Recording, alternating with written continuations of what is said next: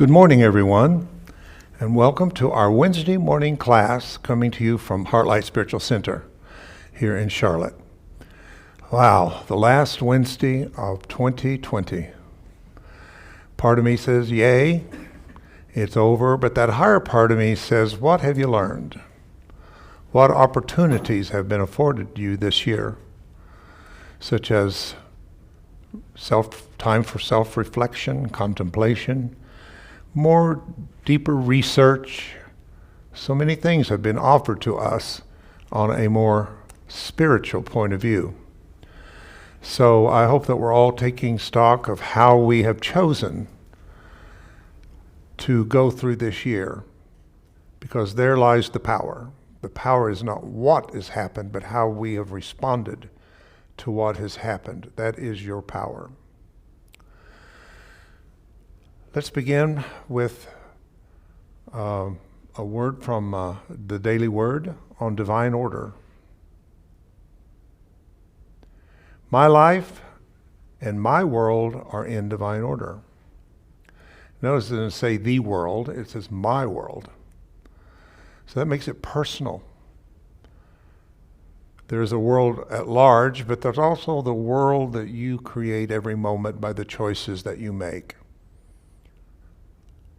I am feeling impatient, confused, or unsure of what my next steps should be.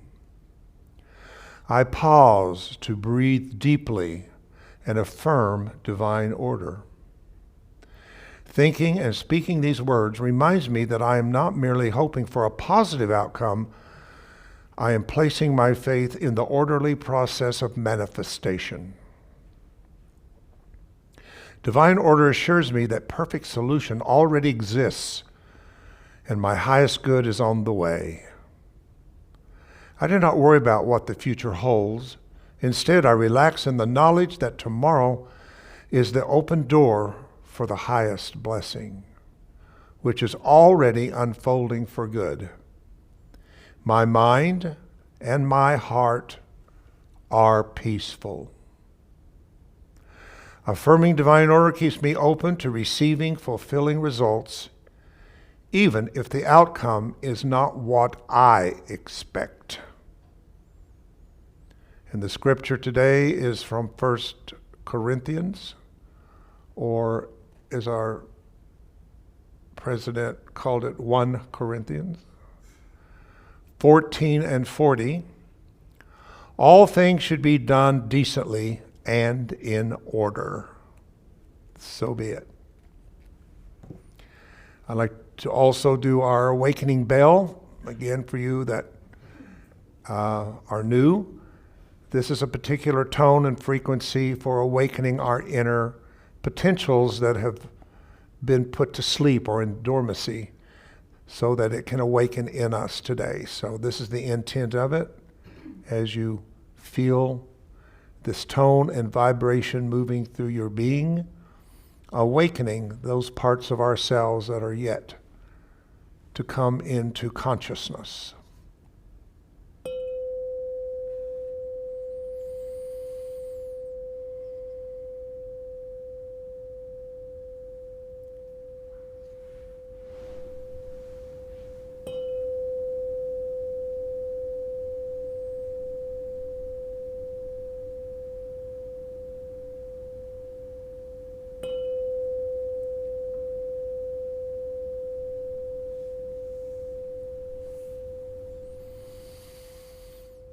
Taking in a deep breath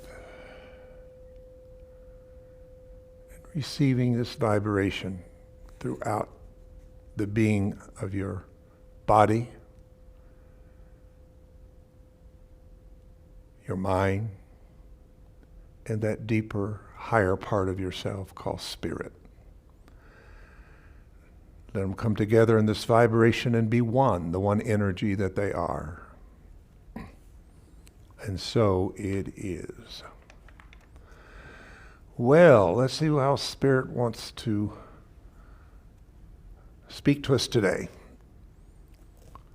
We are talking about this new paradigm that we're shifting into of all is energy. All is energy. We're moving into the essence. Essence. What is the word essence? I looked up the word essence many, many years ago because it was one of those words that just, when you say it, it feels good. Essence. The essence of something. And it said, essence is the thing that makes something what it is. It is the thing that makes something what it is. It's the essence behind. And our essence is what makes us who we truly are. It is our essence. It's also, another word for that is substance. Substance. So these are good words. So as we're moving into this new paradigm that's going to be stabilizing itself more and more as we've now gone through the portal officially into the Aquarian age, that we're going to see more and more of the Aquarian principles coming forth more and more in our lives as the older principles of the Piscean becomes more and more diminished. So we're truly living the transition, no doubt about it. So we're in a part of this that's the decoding the language of the body and the mind and the spirit. And we will continually use that term because it is interchangeable with until we understand everything is energy. Everybody can kind of understand what the body is. Everybody understands you've got a mind or a brain, and everybody tries to understand the spirit. I think that's of the three different forms, that's the most mystical one. It is the one beyond the senses. So when I say spirit, I know I've felt the spirit. I know I have felt the direction of the spirit. But what does it mean to really feel spirit? It's a good question. It's kind of a mystical idea of mysticism. So we're going to continue on with where we left off kind of last time, and I'll begin with consciousness evolves in the abstract. And then it moves through particular stages as it gravitates toward conception. Once it is merged with the physical factors necessary to create life, it then develops a pattern similar to the one that it has just experienced, this time adapting to all the factors in the physical realm of existence. So what this is talking about is the process of incarnation. How that everything that is made manifest, or what we call matter, comes out of the abstract, out of the invisible. But the thing that is important to realize that anything out of the abstract cannot be made physical unless there is a pattern. The pattern takes the abstract, gives it a pattern or a blueprint. Now, there's hardly anything that you see in this world that is form that did not come from an idea being made a pattern. Whether it's the house you live in, the car you drive, the building we're in right now, somebody had a blueprint. Somebody had an idea. Where'd the idea come from? The idea comes out of the abstract, right? Because all ideas come from abstract, which we call creator, God, whatever you choose to call it. Then it becomes an idea. And then the idea seeks to manifest itself. And the thing that it needs to manifest itself is a pattern or blueprint to follow.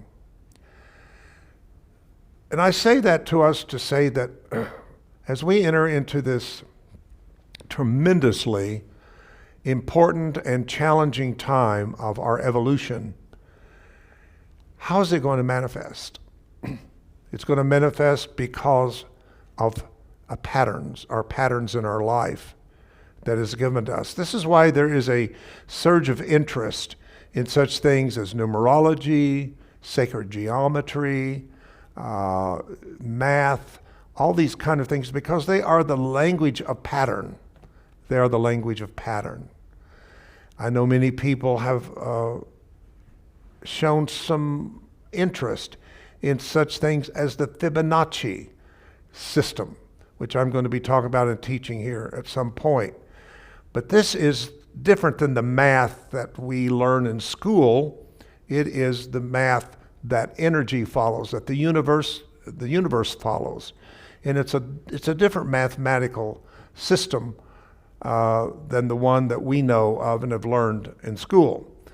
So if we learned these mathematical sacred geometry enough, and I'm not saying we have to be fluid in them. I'm not saying we have to take years and years of education to learn these things, because other people have done that for us. I really stop many times and honor those who have done the deeper research when there wasn't any. You know, those pioneers, those who took the time. And I've always used my example of how important knowing the Hebrew of the Old Testament and the Greek of the New Testament and the Aramaic of the words of Jesus and the Essenes, all of that has been so important to me, and I'm so happy, so glad that I did not have to go study Hebrew and Greek and Aramaic. Somebody did that for me. Lamson did the research on the Aramaic, and then I was so blessed to know his protege and study with Rocco Erco, who is still with us on the planet, and the work that he has done in the Aramaic and continued that work. And we've been able to stand on the shoulders of these people that has done that. So the Hebrew and the Greek was all done for me by a man named Strong. And Strong put together what's called Strong's Concordance. And he took every word out of the Old Testament and interpreted it into Hebrew and the New Testament Greek. So it used to be this book about this thick. I mean, it's really a big book. And I used to carry that thing around on weekends, on planes. Oh, it was a huge book. And very small print, and you could look up any word, and I would put together a message out of the Bible, and then I'd look it up in Hebrew and Greek, and then Spirit would give me a revelation. Because bringing it back in the context of the language in which it was given was closer to Spirit than the English interpretation. English is one of the furthest translations from truth that there is. German is also, because these are technological languages. They are the language of computers and engineering. But when you get into the Sanskrit and you get into the mystical Hebrew and you get into these deep romantic languages, they call them, it brings you into the context of the time, and then you're close enough to bring Spirit in, and you have a revelation of really what is being said at that point. Now today, the computer has all the Strongs on it, and all I have to do is put in a word and ask, give me the Greek word in Strongs. It pops right up. So it's really changed in the last 40 years or so that I've been using this method of looking up these words. So I don't know who Mr. Strong is, but I certainly honor the work that he did. And all the others, there's so many books and studies that are available to us because of the work of other people. And this is the way evolution is supposed to work. We should not have to be going back and doing the same thing another generation did, but we should be adding from generation to generation. The Bible says it's line upon line, precept upon precept, here and there. So as we move forward, we continuously to evolve our knowledge so that consciousness can evolve itself. All right, so that's what I want to say kind of about that. So this is all the journey of how the law of gravity is used, I guess. This is how the abstract is pulled down into the lower dimensions to make a pattern. Let me read this again. Once it is merged with the physical factors necessary to create life, and then develop a pattern similar to the one that was just experienced, this time adapting to all factors in the physical realm of experience. We see this pattern repeated again with life, as from birth we go through an intensely inward time. The first 15 or 20 years being totally I-centered with the development of the individual. This is then followed by transition to a state of relationship and awareness that the world as we head toward becoming adults.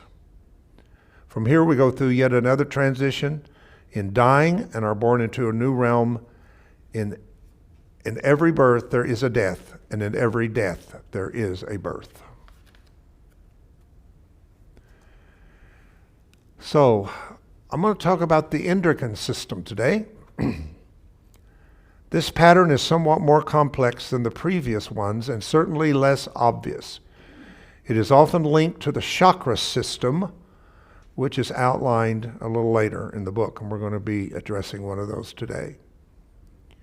Here we shall not be making a scientific study of endocrinology, but looking at the endocrine glands from a more metaphysical and philosophical viewpoint, connecting them to the gestation pattern, developed as seen above, to the stepping down of energy into the physical world. Interestingly, the word endocrinology is derived from the Greek words meaning within and I, a separate I.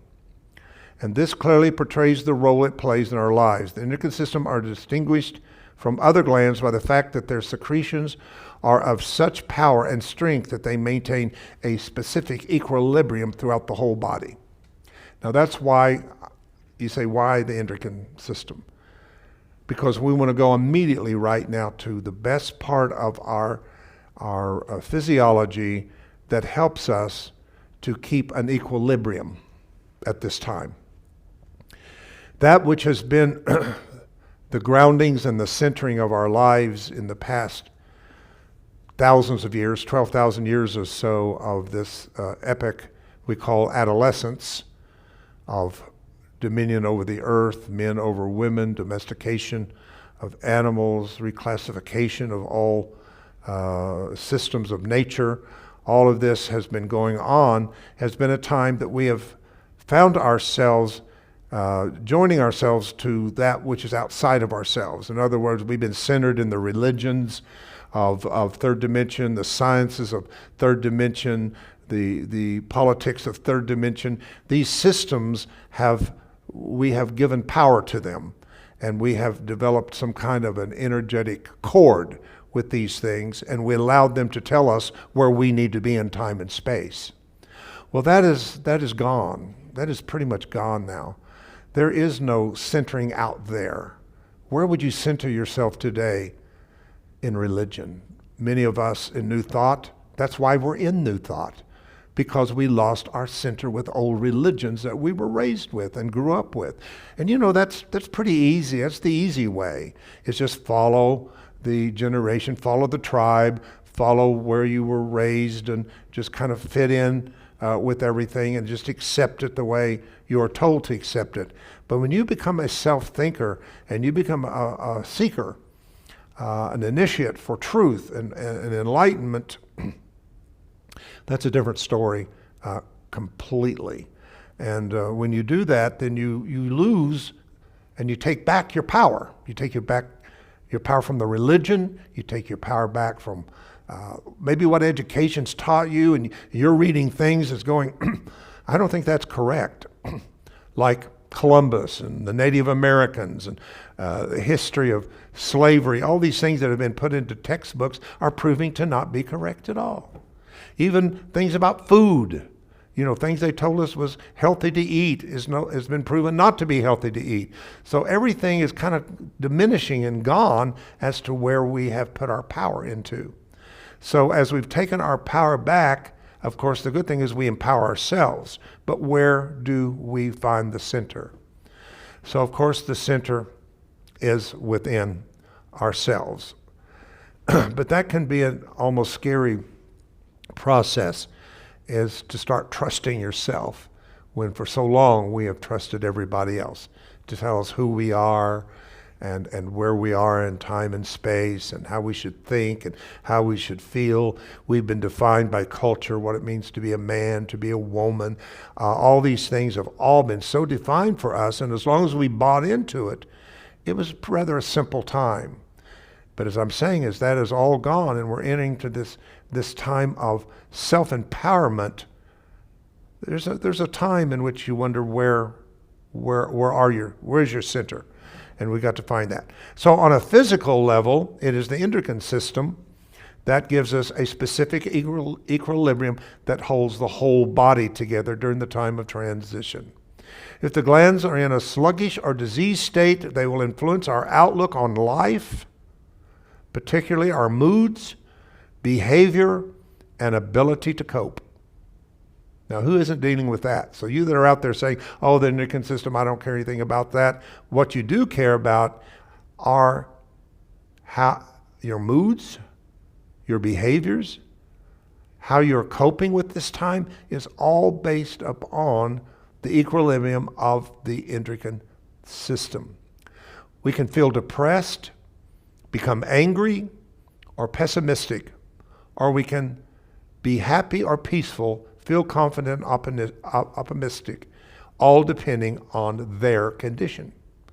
So if you go to a doctor and you say to them, I'm really having a rough time with this year, this COVID thing, and I'm really finding myself not sleeping well, I've got a lot of stress, I'm depressed, which is rampant across the world today. I'm concerned at the edge that people are on and been pushed to through this time. And I'm not sure another 6 months or a year or whatever it takes to really get back to some kind of stability of freedom, how many people can continue to deal with what they've dealt with this year? So when they go to a doctor, the doctor's going to say, okay, we'll do a blood test and we'll see where your endocrine glands are, and there's tests for that. Most of them are not blood tests, but there are tests for more functional medicine that can help you to find more of these kind of things that regular doctors don't always check at physicals.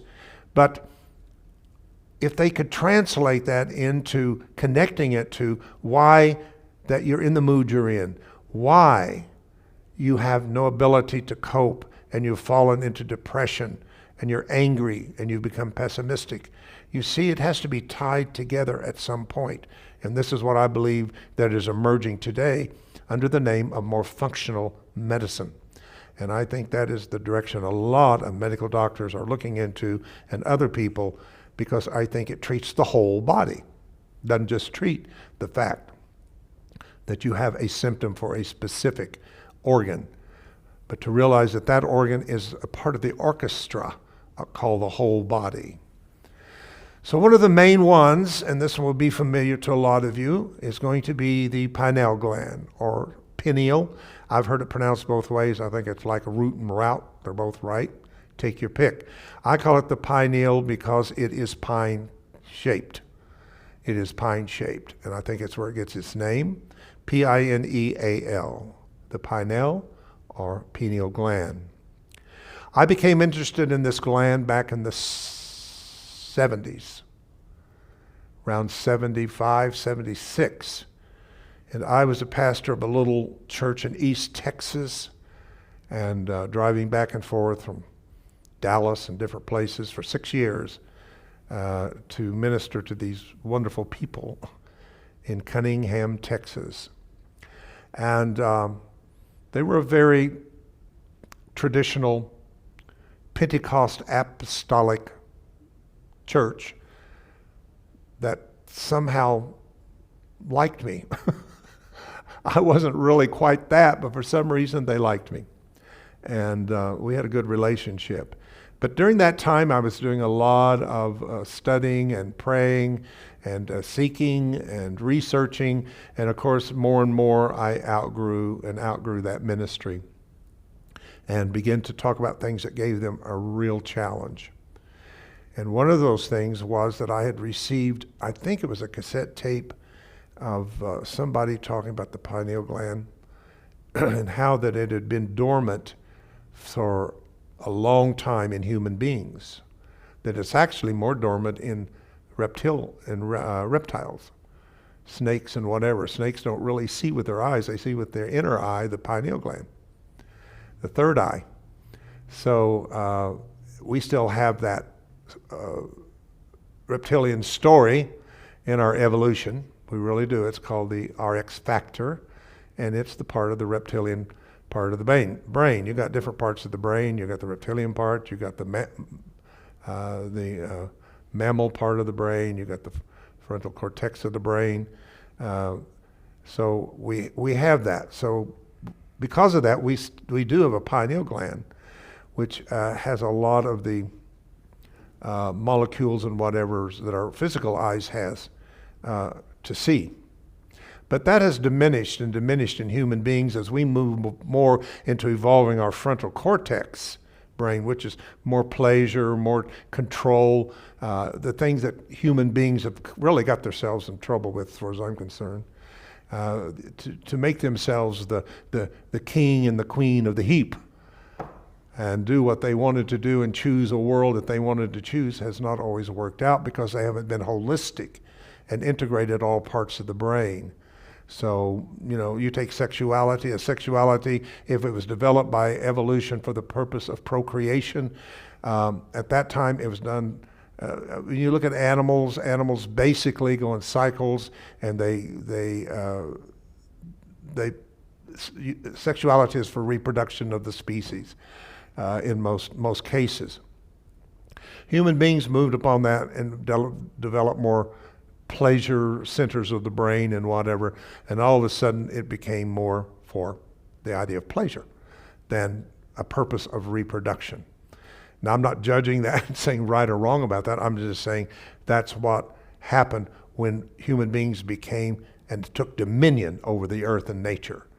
We have really misused our innate instincts and principles in ways that has not served us.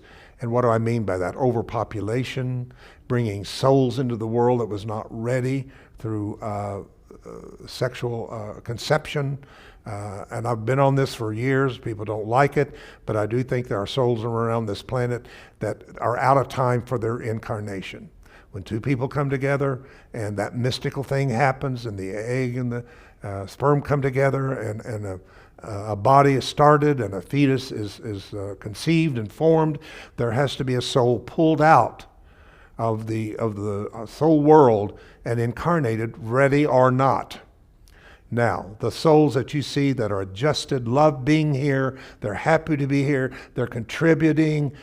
These are souls that are supposed to be here. They came in alignment to their incarnation. But some people are just mad about being here. They're not happy about being here, and these are the people you wonder about sometimes, like, what is wrong with them? And it's just innately in their character to be that way. So we've kind of lost the rhythm. Life's supposed to be a dance. There's a rhythm to everything. There's a rhythm that brings the right person into your life, your significant other. You don't just go out and grab somebody because you don't want to be alone. I've been there and done that. We all have. It maybe in our younger years, we didn't want to be alone, and we went and met somebody somewhere, and somebody said, "Oh, I think you're beautiful or you're handsome." You said, "You're the one," because you told me something about myself I wanted to hear. So we've been attached to people for all kinds of different reasons that didn't work out. How many relationships? How many times do you think that was the one? How many times did you think you were in love and found out you were not in love? And now you look back at these relationships, you thought you couldn't live without them, and you're thinking, how did I even put up with that? And then sometimes you're blessed to find the one. And that is because you're in the rhythm of relationship. You're in the song called relationship. People who find the right work, the right vocation, the right purpose in life, and love it. Love going there because they're contributing, and it makes them feel good about themselves. They feel aligned. They wouldn't do anything else but that. They're singing the song of vocation. They're in the rhythm of what they are to do in life. And I could go on and on and on. So this is why we feel aligned and adjusted in some parts of our life, and we don't in others, because of the fact that we have not always stayed in the the balance, the alignment of things like that. So, saying that brings me to the pineal gland. So what I was getting to is when I heard this, I immediately, what I call the baby leaped. When I say the baby leaped, I mean there's a witness in the womb of my consciousness that something is being conceived. And I knew this is fascinating. I knew I wanted to know about it. I just absolutely connected with this idea of this pineal gland that had been dormant for so long was being activated. Back in the 60s sometimes, they begin to know a activity of the pineal gland. And the cone part, the tip, was vibrating. And I didn't understand them, but it was picking up a higher frequency, causing it to vibrate again in mankind. So the pineal gland was going to play one of the most important parts of any of the organs in your body and your brain that there ever has been into bringing higher dimension energy, photon energy, into third dimension and making it available. And I wanted to talk about this so bad in this little church. I did call it pineal then, and they thought that was a bad word because it was too close to penis, I guess. I don't know. But some old woman in the church that was the mother of the church had hair up this high and very holy and sacramental, got up and walked out and said, "I will not have this kind of language in the church." And, they mad about getting rid of me if they didn't do it. And I thought, I want to talk about this. And I was really contemplating and praying. And I got to share this with you because this is there's just some of the coolest things that happen sometimes. And something said to me, go into the Old Testament and look up every coniferous bearing tree in the Old Testament. Now that's boring stuff in the Bible. If you've ever tried to read the Bible, there's some really boring stuff that what is that about? And there's a lot about the box tree, the fir tree, the evergreen tree. All these trees are coniferous trees that produce pine cones. And I started looking these up in my Strong's Concordance and looking these things up, and it meant to consider, to see. And I began to get revelation about the pineal gland was a new, deeper way to see things, a deeper way to know things, a deeper way of attaining higher spiritual information back at that time. So I just preached on the trees and continued to finally find an audience later toward the 80s that I could start talking about this. So this is a very important subject for me. But let's look at it in the context of this text that we're using this in the class. This small gland situated in the midbrain has baffled science for it was appearing as defunct. In ancient man, it was apparently far larger and has since shrunk to a very small size. Its relevance can initially be seen in the fact that in normal mental conditions, there are calcium crystals present. Whereas in subnormal mental states, these crystals are diminished or non-existent.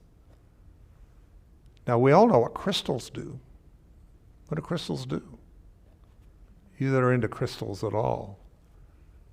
Energy. Magnifies. They magnify the energy of something, right? Absolutely. So if you've got high, active pineal gland, you're bringing in all and attracting all of this information and intensifying it. If it's not, then you're in lower mental states. Okay. The pineal is also very involved in the perception of light. Has everything to do with light. It produces a molecular structure called melanin that can actually translate one form of energy into another form of energy. I mean, just think about what this is saying. I.e., sound waves into light waves. When I first was getting Soma Energetics and I was getting the vitality technique and teaching it, I realized that when we start at the spine and we went up the body and then refracted at the crown to go down the body, that going up the body was the moving against gravity of something called phonons. What is a phonon? What is a phone? What is phonics? Sound. We were moving the smallest units of sound up the spine toward the crown point of refraction. When it refracted and went down the body, the phonons became photons. What is a photon? The smallest unit of light. What is light? Information. Why do you think they call it enlightenment? What do you think enlightenment means? Enlightenment, you download. Enlightenment illuminates your mind with consciousness. The brain is lit up with consciousness.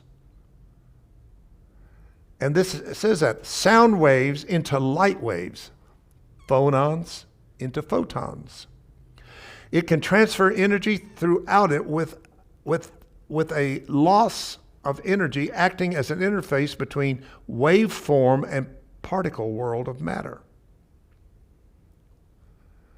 Dr. Joseph Chilton Pierce, who I really like his books, if you've not read his books, they're great, has said melanin is a key molecule that, among other things, may be the link between the mind and matter.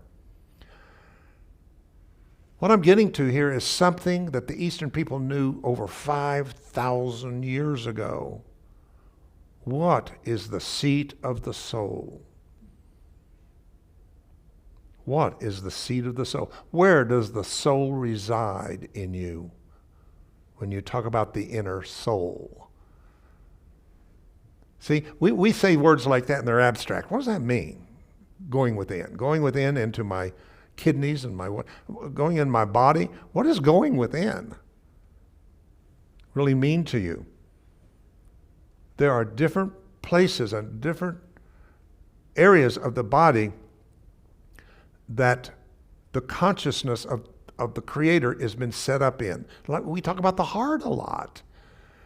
We don't mean the physical heart. We mean that etheric part of the heart.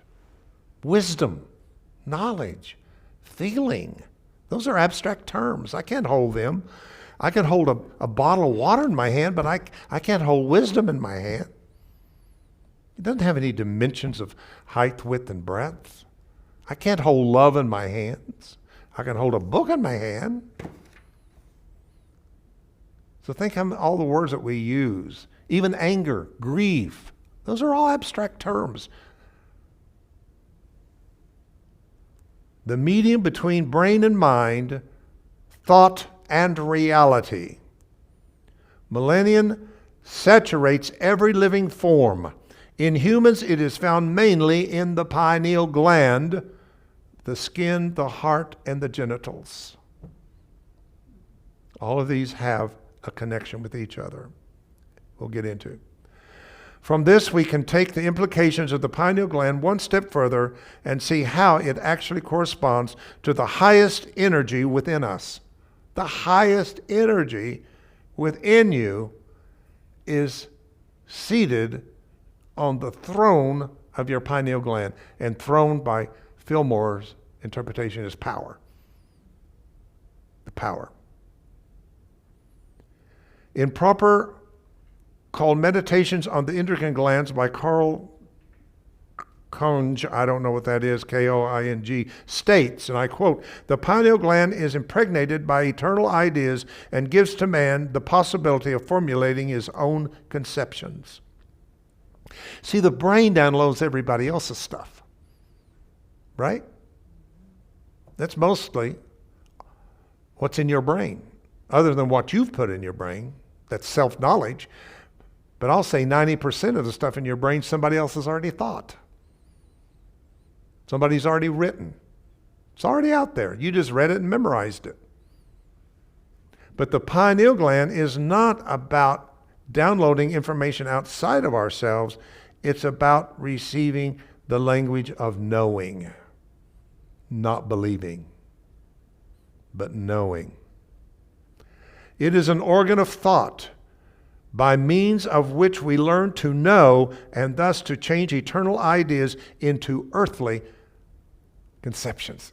Now, you don't know how that blesses me, because by revelation, I've been teaching through Soma Energetics that the pineal gland is where photon fifth dimensional light information is changed into the chemical of the brain.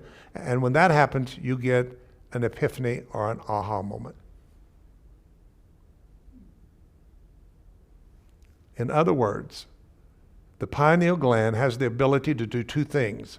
One, bring down higher dimension of photon information, and then at the same time translate it into the chemical the brain can understand. And that we call a aha moment. Like, whoa, where'd that come from? I don't think I ever read that. I don't think I heard anybody say that. But wow, I get it. That's what the pineal gland does. It's the translator between the higher dimensions and the brain. Here lies the reason for Descartes'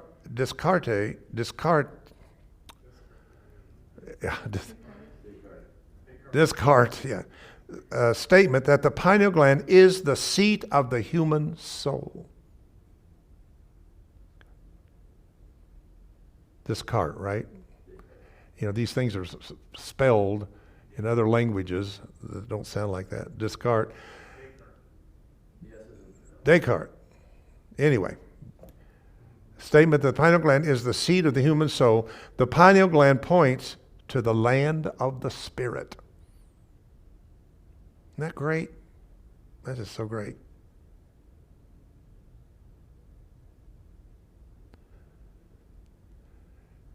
Putting together above comments such as interface between consciousness and reality, giving man the possibility of forming his own conceptions and points to the land of the spirit, we can begin to see the connection of the pineal gland with the purely abstract, the infinite, and even the point of abstract conception. So I think what's being said here in the last few weeks is that before there is a biological physical conception between the egg and the sperm, which we know is the exchanging of information between two people, because the sperm carries 23 chromosomes of information from the mother's side, and the dad's side has 23 chromosomes of information, and they just imagine taking their information and just putting it together, and you show up. I mean, your body shows up. The human part of you shows up out of that. And however all of that comes together, this is where chance does kind of happen. This is where the unique individual you shows up, because it never comes together exactly as it was here, separately from there. It comes together and creates an interface pattern of the two. Do you understand that? And the most simple way is to understand again, drop a pebble in some water, makes a ring, right?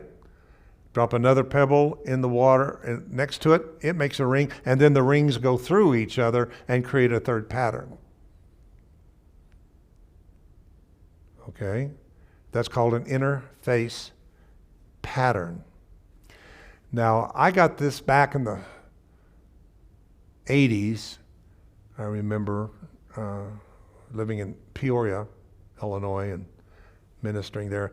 But in fact, it's actually our sign of the Viscia Pisces. I didn't know what to call it, but it was these two circles going through the center of each other, creating that third place.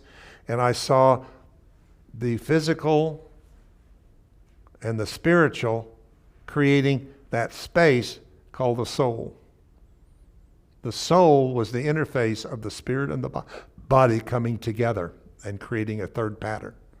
The soul is your third pattern or sacred divine DNA. That's what the soul is all about. So, what this is saying is before there is that physical coming together, the egg and the sperm, there has to be first a conception of the entity that's coming in with the consciousness that is incarnating. So in other words, there is a abstract conception that takes place before the physical takes place, which makes sense. There's nothing that physically takes place that has not already taken place in the spirit realm, because this should only be the mirror of what has happened, right? So let me read this again to you. See the connection of the pineal gland with the purely abstract, the infinite, even with the point of abstract conception. Although the pineal gland is in the head on a physical level, its connection is with the non-physical. It is the first moment in matter that registers or is associated with non-physical aspects of a new life. So what you bring in to the incarnation is a pattern for your life. But because we have free will, we tend to change the pattern to how can we live a successful life. In other words, we move from purpose of why we incarnated, and we change the pattern to what can I get out of life. And how do I explain that other than it explains itself that time we become more humanized, more body identified, then we start moving into a lot of greed about life. We want life to give us this. We want life to give us money. We want life to give us fame. We want life to give us the most perfect body. We want life to give us this. So we kind of leave the conception of the purpose that happened into conceiving something lesser. I want to do a little exercise with you to kind of show you what I mean. If you have a pencil and paper, you can do this. If you don't, it's okay. But if you closed your eyes first and just imagine the most perfect circle that you could imagine in your mind's eye. Can you do that? Just a perfect circle. Okay, now come back out and draw that circle that you just imagined. Draw it on the paper.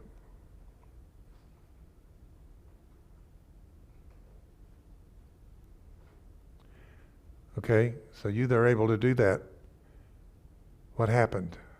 It's not quite the most perfect circle that you imagined. It lost in the translation. And this is what's happened from to creation to form.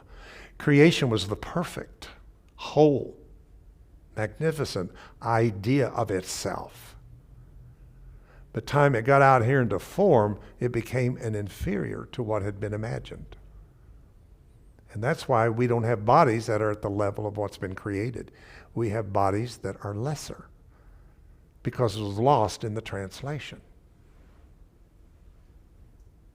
And that's why there's a need for a spiritual path back to what it means to be whole. So, the pineal represents that first movement, first slowing, as the energy moves away from the infinite toward the finite. Through the pineal, we are thus connected to the infinite. Now, let's see the connection of this gland to the crown chakra, through which we can experience the highest state of enlightenment of awakened man. The Sarahasra is the Hebrew word for the crown chakra, the Sarahasra. Sahasrara. Sahasrara. Although clinically it's not a chakra, the Sahasrara is usually included as the seventh or crown chakra. Chakras exist by being within the realm of the psyche, whereas the crown chakra is beyond the psyche. It is the abode of expanded awareness. This is one of the reasons when we started working with the solfeggio in tuning forks, that we didn't know what to do because we were taught there were 7 major chakras, but there are only 7 frequencies of the solfeggio. So we were missing one of those frequencies. We didn't have a crown separate. Now I understand why. So when the download came to me and said use all 6 to make the 7th, and that's what we've taught for 20 years. Use all the 6 forks in one hand, sound them over the 7th, and the 6th makes a sound beyond the 6 forks, are called synergy. And that is the 7th sound. And that makes such sense to me when I read this. It is the abode of expanded awareness. It lies in the crown of the head, corresponding to the pineal gland, that which represents the seat of the human soul, the gateway to pure intelligence. Here, there is full awareness that there is only one, that there is no separation or duality. It is the end of individual existence. And I've explained to you several times the difference in individualized and individual. Your spirit is all one because it is the individualized of the one. But your personality is your mask, or what we call your individual self. Nobody's like you individually. You're an individual being. And as different as you are as an individual, as much as you are one as an individualized expression of the one. And there lies the dichotomy between those two. The part of the individual, ego, me, not you. And that part of us that says, but we're all one. We are the individualized of the one. The gateway to the pure intelligence. Here there is a full awareness that there is only one, that there is no separation or duality. It is the end of the individual existence of name and form. It is the accumulation of highest purpose of human existence. The supreme experience is described in all the religious teachings, although different names may be used. Nirvana, samadhi, enlightenment, communion, heaven, God, cosmic consciousness. It is attained through effort and commitment, and by having explored and opened the previous 6 chakras. It's the most beautiful and blissful state of peace and oneness with all life. Having traversed the chakra symbology, we now see why their order is so important. We move upwards from our feet and our legs, which are like our roots, representing our ancestors and collective history, through the basic and individual survival needs, for here the individual has merged from the collective mind represented by the first chakra. So each one of these are connected to one part of the chakra, this chakra. But the pineal gland is connected to our crown chakra, our ability to see through the veil of illusion, to see through appearance, to behold the heart of all matter. That's what the pineal gland does. That's how it sees. It doesn't see like the eyes see. And as I have shared with you, the Course of Miracles is right on when it says that the body made eyes not to see. not to see reality, not to see the true intent and heart of people, but only see the outer package. And therefore, judgment is born. All right, our time is about finished, and I think Tim has a couple of things he wants to share with you today before we dismiss. Tim?